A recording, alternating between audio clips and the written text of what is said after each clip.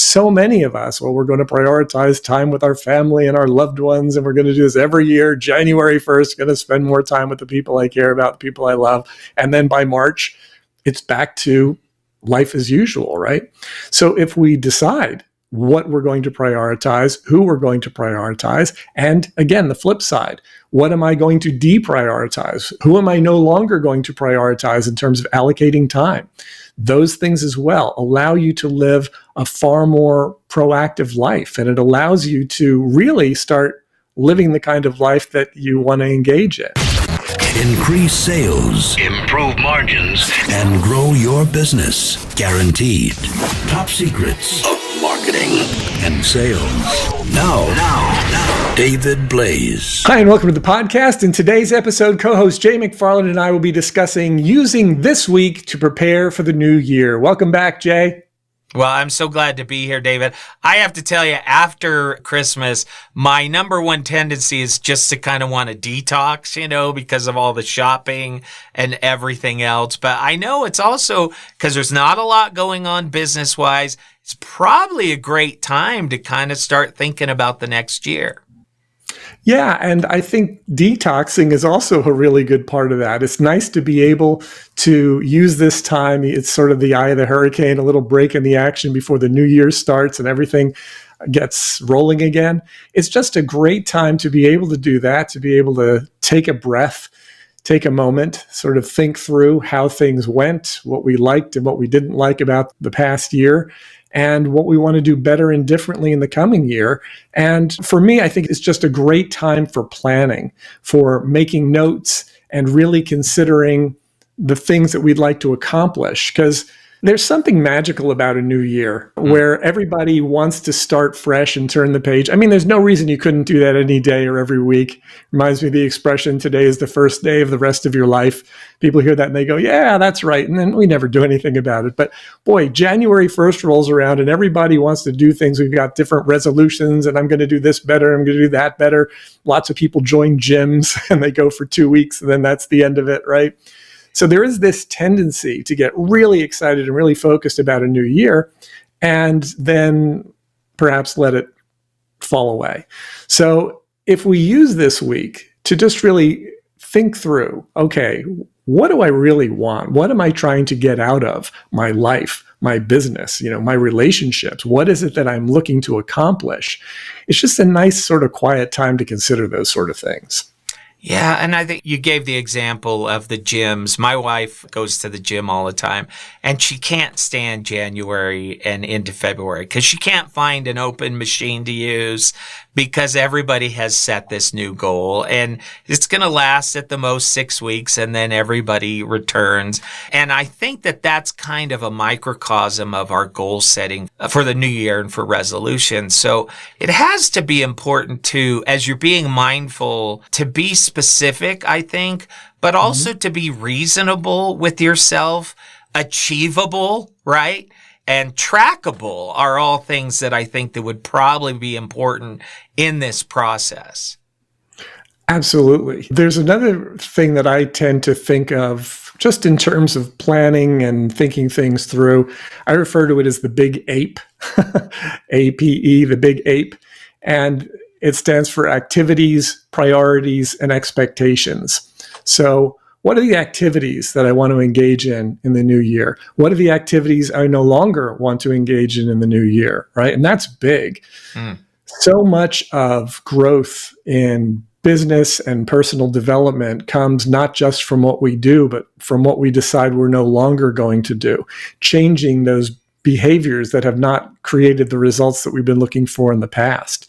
So if you were to do nothing else this week, but get out a pad of paper and then jot down, okay, what are the activities I really want to engage in the new year? And what are the activities I want to either do less of or completely eliminate?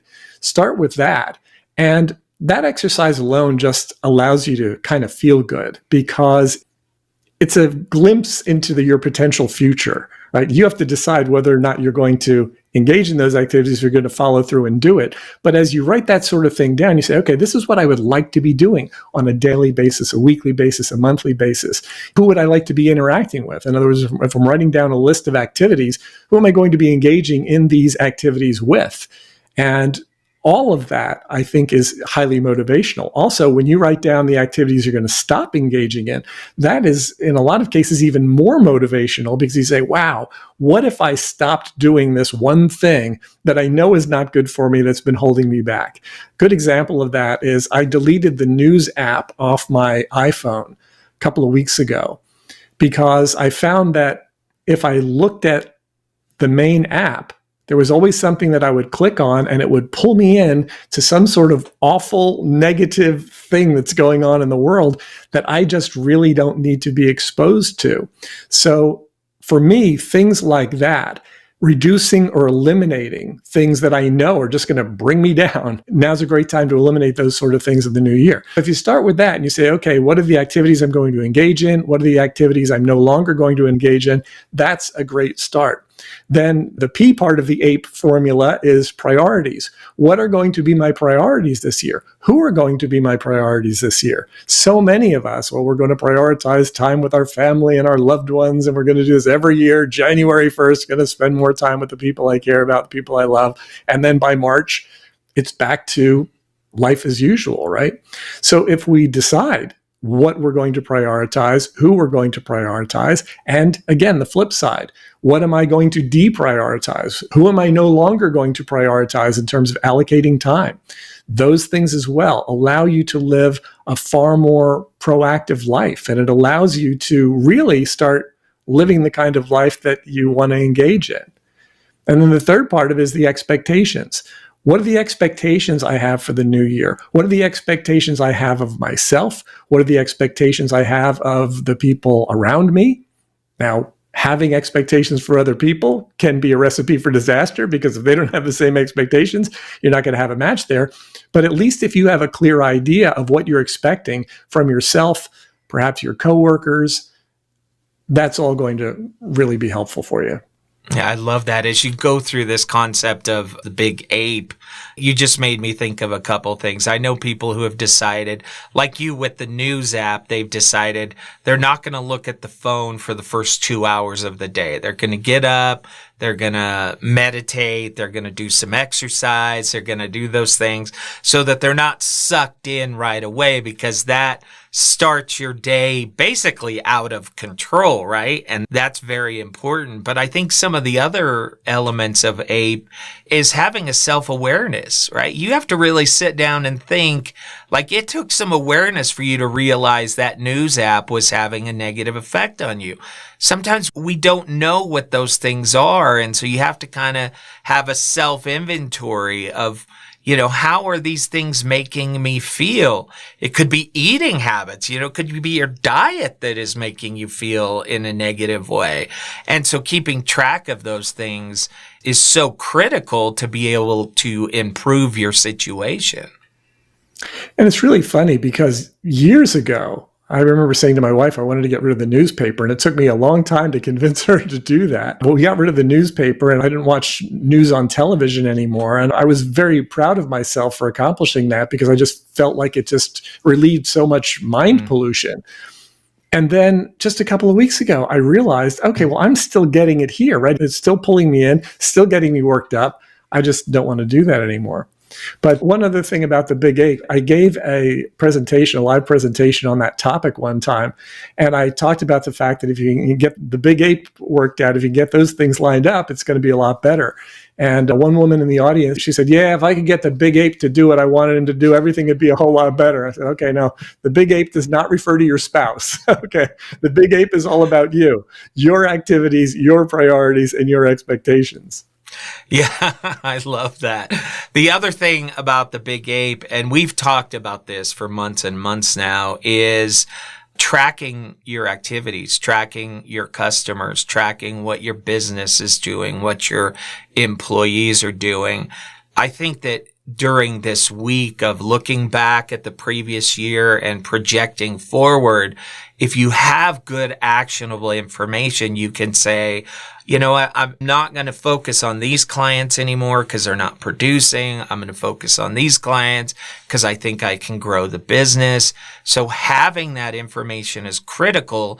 If you don't have it, then maybe that's one of your first goals for the new year, is to set up key performance indicators and say, I'm going to start to track this stuff so that I can set proper goals and expectations for myself and for my staff. Yes. So in that situation, if you decide you're going to prioritize that, that's going to go on my list of priorities. My activity is going to be getting that in place. And my expectation is that it's going to improve my productivity and the productivity of the people around me. It fits perfectly into each of those three categories. Yeah, absolutely. And if you're not doing that, then the chances are they will fade, right? If you're not saying, okay, every week I'm going to sit down, maybe it's Saturdays I'm going to reassess. You kind of take this week to plan that out. But I really think you have to be deliberate about when each week you're going to go back and review that information and update it, change it, improve it. If you don't do that, I think the odds are pretty good that you're eventually going to just kind of revert back to where you were before. Absolutely. Yeah, absolutely. Well, how can people find out more? I know you have a lot of great resources, especially as they're going through this week, that can help them reassess and think about what they want their new year to be. Yeah, we have a lot of free resources available at topsecrets.com. So you can just basically go to that site, click through, check out a lot of the different things that we have. We've got a number of different free resources available. Of course, we have our various training programs and coaching programs that you can also take advantage of. Or if you'd like to schedule a strategy session with us to talk about what you're looking to do, what you're looking to accomplish in the new year, you can go to topsecrets.com/call. That's topsecrets.com/call. We'll have a conversation and see what we can help you accomplish in the new year. All right. I love it, David. Have a happy new year. Thanks, you too, Jay. Increase sales, improve margins, and grow your business. Guaranteed. Top Secrets. TopSecrets.com.